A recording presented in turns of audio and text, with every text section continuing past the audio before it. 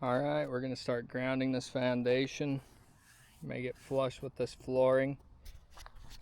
You can tell that this needs to go down just barely. We're going to grind it all flat down. I'm going to use this for my spots that my big thick spots that I need to do. And then I'll use my small grinder with a smaller blade on it for spots like doorways, corners that might show, that type of deal. So, and with that, welcome to episode 6.2. We are going to grind these foundation walls flat. They're going to be flat with our subfloor, which is perfectly level and ready to go for our exterior walls. You're going to notice that we already chalked our exterior walls. We're going to have another video for that. You're probably going to see it down in the description of this video. Make sure you check that out, and make sure that you check out us putting down our water sealer so that our floor doesn't absorb all this water later on.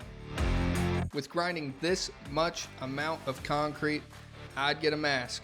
I'd get your mask on, and also I would either get some earplugs, earmuffs, or I honestly just wear headphones and I turn something on I actually want to listen to.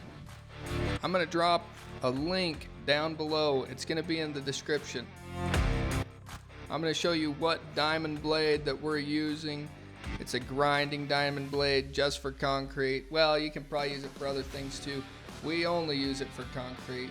And on this big old Makita, we're able to grind this sucker down nice and quite quick. The first house that we did this way, the guys that did our foundation literally gave us a variance of about a ½ inch.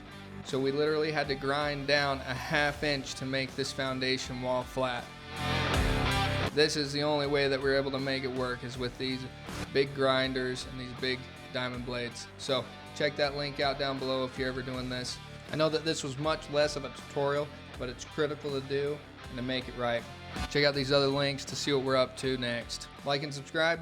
Thanks.